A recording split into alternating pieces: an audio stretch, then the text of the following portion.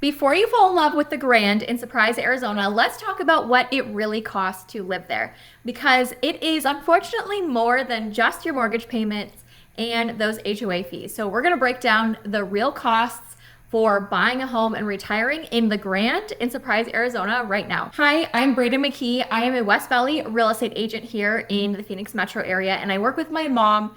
And we make these videos and work with retirement relocation buyers that are looking at Phoenix 55 plus communities and which community is going to be the right fit for them.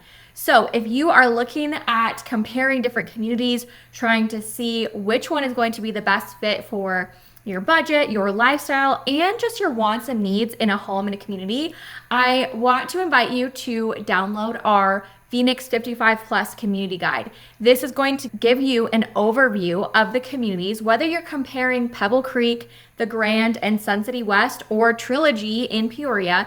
You could compare and contrast these communities to see which ones you should focus in on your search and which ones are going to be a good fit for you. Okay, so let's talk about the price of homes very first for the Grand.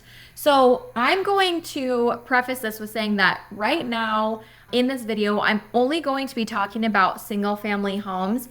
There are some condos in the La Solana condominium in the Grand, but most of the homes inside of the Grand are single family homes. So if you are wanting specific information about condos or you want to look into the condos, we are happy to provide you with more information, and you can email us, text, or call us. And we can put together specific information for you based on the condos that are available at the time of you reaching out. So right now I'm recording this video in the middle of October of 2025, and there are about 134 homes for sale in the Grand. The price ranges from the lowest price home, which is a 3-bedroom, 2-bathroom, 1,491 square foot single family home, at $309,900, and then you go all the way up to the highest priced home, and then the highest priced home is a 3-bedroom, 3-bathroom home. It is 2,779 square feet, and that is listed at $989,900. This is a golf course lot, and it is also a waterfront lot. So you have the golf course and one of the lakes right there, right behind your back fence. So that is the price range for the homes that are currently listed. Now, the median sales price for last month was $476,000. So you're looking at, around $500,000. Give or take is probably going to be the majority of homes, but you can go all the way up to almost $1 million with where things are listed right now. So that is the expectation for your budget, is that really if you're looking at a single family home, you're looking at $300,000 to start, $325,000 to start for, maybe 1,100 to 1,500 square feet.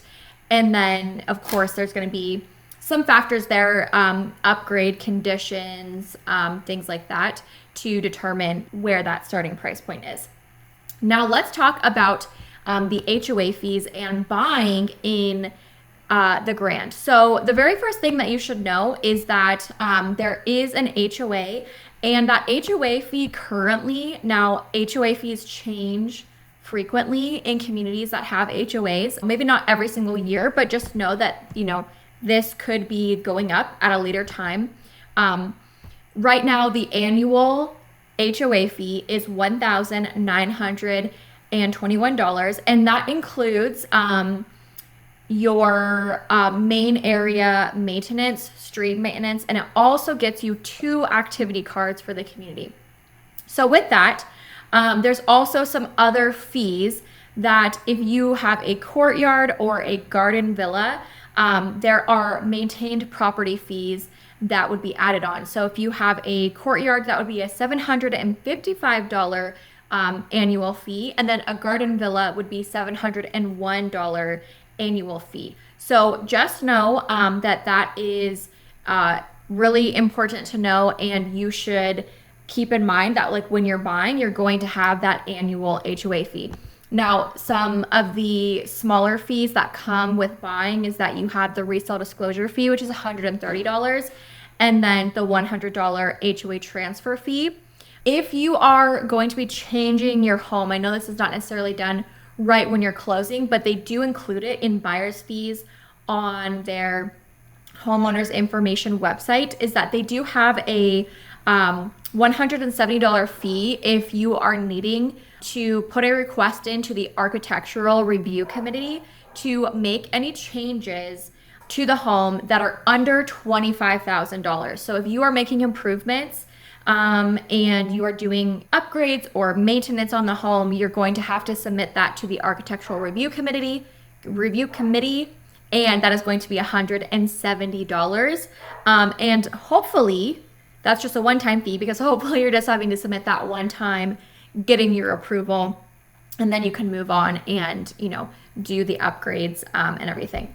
So the next fee that we need to talk about is the capital improvement fee. Now, a capital improvement fee is a part of many purchases or transfer of title or deed in these 55 plus communities, and even some of our other master planned communities in different areas around the Phoenix metro area. So this fee for the grant is actually called the CARE fee. So this is their community and resident enhancement fee. Now this is your buyer fee when you purchase in this community, and it is $5,000. Now this is a one-time fee, but what is very important to know, and my mom talks about this all the time, she loves to remind people about this, because sometimes we have clients that buy and then they want to move the property into a trust after the fact. But when you move that property into a trust, oftentimes you have to pay this $5,000 fee again. So just know that anytime you are transferring the title and deed, even if it is to yourself through a trust, that this community enhancement fee is going to apply. So this fee, this $5,000, gets put into the fund, which it funds community development and enhancement. So all of the things that are going on, golf courses, the community buildings, everything, that is what that goes towards. So obviously, when you are negotiating on a purchase, sometimes you can get some of this covered. But of course, somebody who's selling and moving out of the community is like, well, why am I going to pay for the community enhancement and development? Because I'm not going to get the benefit of it, right? I already paid mine. But sometimes it can be negotiated in a contract, depending on the market. And the market's a little bit slower right now. And so that could be something that you could potentially negotiate some of it, but it is a standard buyer's fee when you are buying in these communities. Okay, let's talk about golf rates for the grant. So the grant has 4 different golf courses, and as a golfer, I'm sure that you are familiar with kind of like the range of fees. And I'm not a golfer, so I don't know, but I'm just looking I just know that I'm just looking at the information that they have out there, and I'm just giving it to you. And some of the things that it's talking about, I don't really know. So just know that. But, when we get asked about things, like, I like to be the source of information and say, here is what I have. Here's the information I have. And of course, if we need to find out more information, we can. And I'm happy to learn more about golf. I actually would love to learn how to play golf. I just don't really have the time right now. But it is something that I would like to get into. But yeah, I'm just going to give you the information. And then if you have any questions or want me to get more information, or if something does not sound right to you, certainly let me know and I can find out. So these are the 2025 rates. And so there are 2 different passes. So these are both year passes. And there is the premium pass, which is $5,280 per person, no charge per round. And so that's a 1-year pass. And then there is the annual pass, which is $1,548 per person plus a per round fee. And so looking at the annual pass daily fees, these range anywhere from $14 to, it looks like, $29 at the high end. And that is segmented between 18 holes, Twilight, and Super Twilight, or 9 holes, and of course by month. So if you are just looking to, have your daily fees for residents range between, it looks like $15 to $16 all the way up to, I think 54 looks to be the highest for daily fees. And there are also guest fees. So those are a lot higher. The guest fees range from $19 to, it looks like up to $87 at the high end. And then there are public fees as well. So, it's public golf course, they can pay, and those are much higher. So if you want me to email you the grand golf rates, if you could just email us 55plus@desertcharmliving.com, I can email you the golf rate PDF sheet that I have, and you can see the breakdown.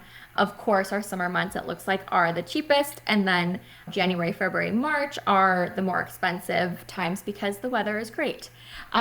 So that is golf rates, and hopefully that information is helpful to you. Now I want to move on to taxes for your property here if you buy in the Grand. So what I'm going to do is I'm just going to pull up a couple of listings and their disclosed tax rates for that are their current tax rates. Okay, so this listing, I'm going to start with the lowest price listing and just compare a couple of different price points so that you can see.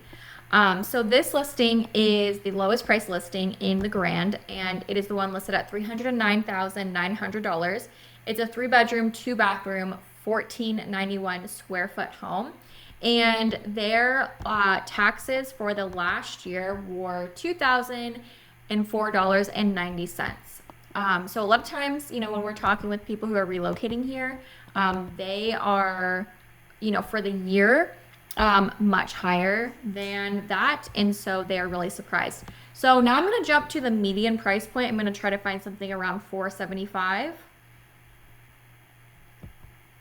Okay, so I've got this listing, which is a 2-bedroom, 2-bathroom, with an extra bedroom or den and 2,019 square feet.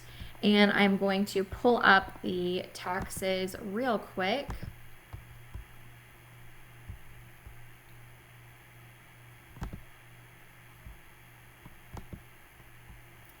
So the taxes for this home for the last year were $3,207.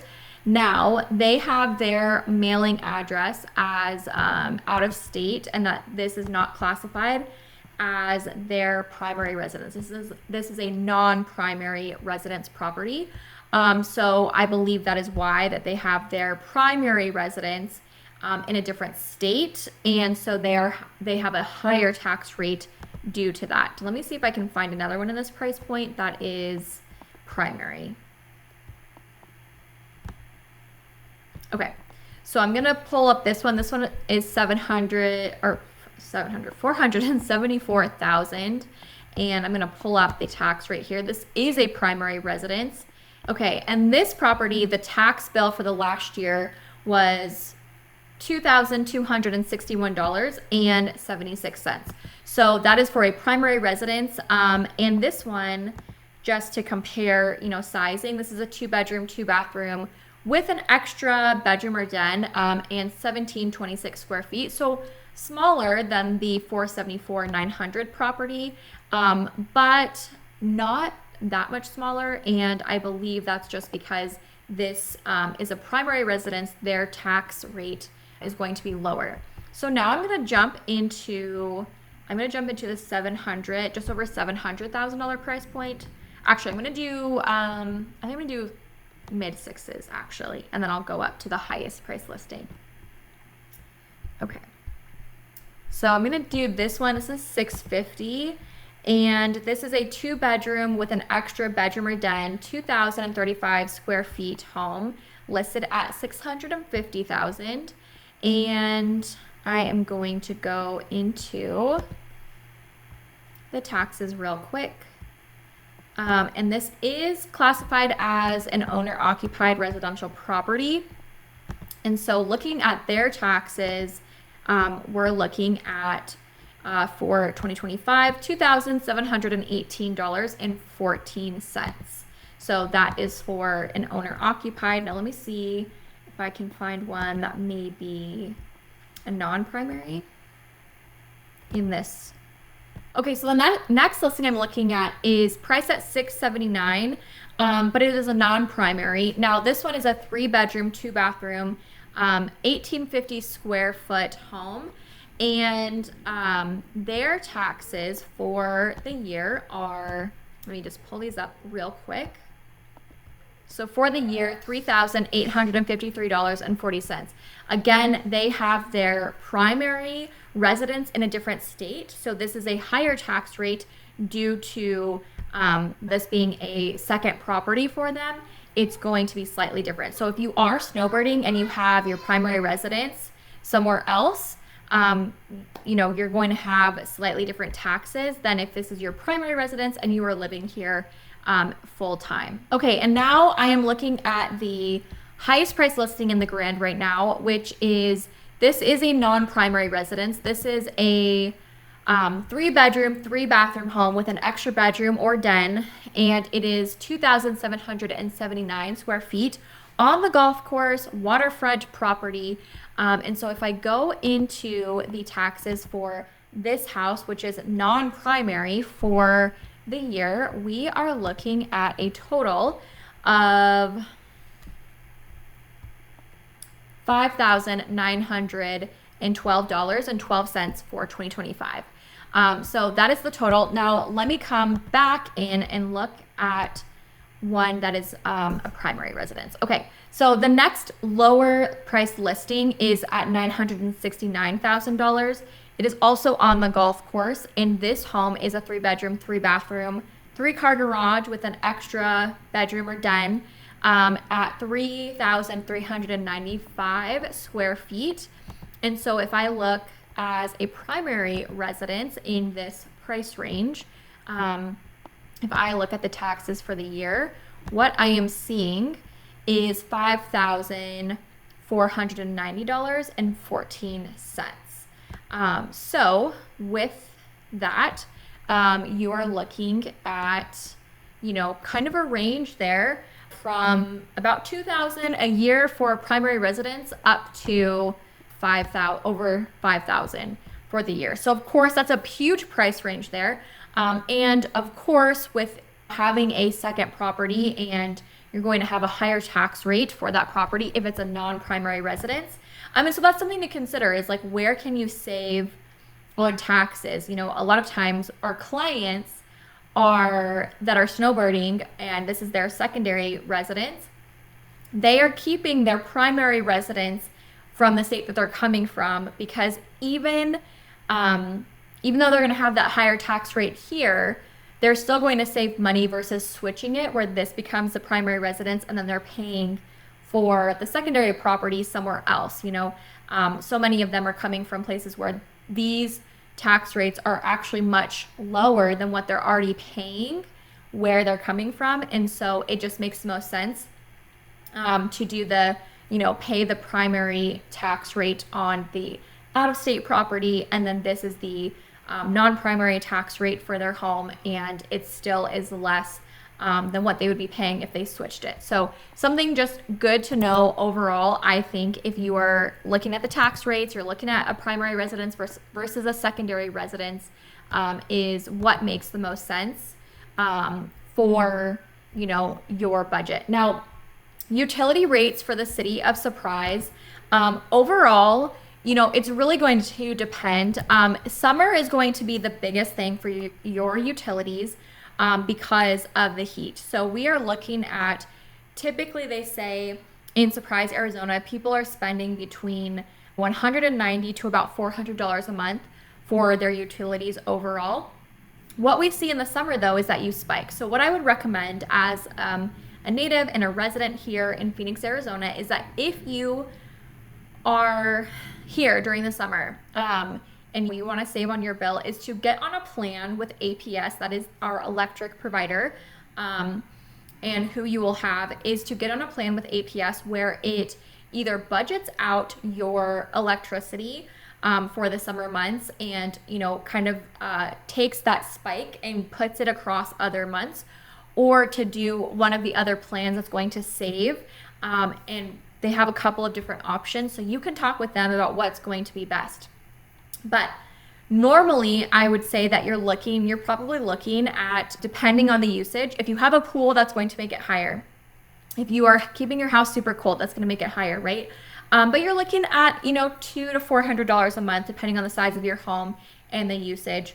And then you're looking at a couple of $100 extra spike during, especially like July. If it gets hot in June, if it gets really hot in June, probably in June, a little bit of a spike, but July, August, September, and if we have a warm October, that month as well. So those are the months that you're going to have that spike. So look at seeing how you can offset that spike and kind of budget it so it's more well-rounded across the cooler and more even weathered months throughout the rest of the year. Okay, so this is not necessarily costs and fees, but something to know is that if you're thinking long-term value of the Grand and resale value and selling in the future, the Grand is a mature community, right? It's already established. There's no building going on. There's no new construction. And so with that, that's really good because right now you don't really want to be competing as a seller with new construction because of the incentives and things that are going on, right? Especially when you have homes that were built, in the 90s and early 2000s. Even that new construction looks like so much more modern and style-wise just a lot different, right? Well, something to consider though is in the current market, at least if you're thinking about selling a home, in the Grand, is that one thing we know is that a lot of our buyers are seeing the total overall cost that they are going to be spending when they're getting into these 55 plus communities. So with the Grand, not only do you have the purchase price, you have your taxes, you have your yearly HOA fees, you also have that $5,000 care fee, the community enhancement fee, right, that you're paying into. And so when 55 plus buyers are coming in and they're adding up all of these different costs and they're thinking, wow, it is a lot that I'm putting into the property right up front, especially if they are paying cash or they're putting a large cash deposit down, which is what we see with many of our clients moving here, is they are thinking about, okay, what is the most move-in ready home that I can move into that I don't need to update systems? I don't need to update, the design and just the aesthetics of the home before moving in, right? Because they're already putting so much into it. And a lot of times when you're retiring, you don't want to be the one doing that. If you like to do projects and update your home and design and things like that, maybe you like that. But most of our clients that we're seeing and most of what we're seeing in the market is not that same case. So thinking long sale for resale value, the things that are going to be important are, home maintenance and caring for your home. Of course, you have that exterior maintenance and street maintenance and community maintenance that you're paying into, right? But paint and roofing, your AC, keeping, your AC tuned and everything. You could pay a couple $100 a year and get your biannual tuning of your AC, and it's really good. They do an inspection. I recommend that like April for sure before it gets hot because it's more affordable and you're not going in peak season when everybody's air conditionings are breaking, right? But doing that like common maintenance, routine maintenance, and keeping on top of your systems will provide the most resale value. So having a budget for the maintenance and routine care. And then if you're buying in the Grand right now, looking at that long term, if you are buying and the roof is original, but it might be in decent shape, okay, can I budget to have a fund to take care of the roof in 3 to 5 years? Do I need to maybe have some cash reserves for my AC unit because it's original? And we know that ACs, you're looking at 10 to 15 years on the really good side if it was really well taken care of, right? And they can go longer, of course, but you want to have the funds there. So think about those home maintenance things and the resale and just keeping the value of the home through keeping the home in really good shape, keeping your systems in check, and then of course making sure the home doesn't get outdated completely. I mean, paint and keeping a house clean of course, are some of the main things that really can, even if it's outdated, make it feel still move-in ready, and still acceptable to move into. But those common maintenance items for sure should be in your budget as well. And, that could be a couple thousand a year depending on what items those are. But just keeping that in mind when you are buying and looking at your fees and the cost for buying in the Grand. If you are ready to compare the Grand with other 55 plus communities here in the Phoenix West Valley, I would love to have you download our free guide. We go over things like amenity, lifestyle, what it's like, where it's located, across the West Valley communities, including, Goodyear, Buckeye, Peoria, Sun City, and Sun City West. And you can compare and contrast in this guide to find which community or which communities, plural, is going to be the best fit for you to focus on for finding your ideal Phoenix 55 plus community. If you're ready to learn more about retiring in Surprise, Arizona, we have a recent video where I went and showed you on the map the different Surprise, Arizona 55 plus communities, where they're located, some things that you should know between, price points and amenities and lifestyle and location, talking through the good, the bad, and the ugly so that you can get to know Surprise and its 55 plus communities even better. So go check that out here, and I will see you over there.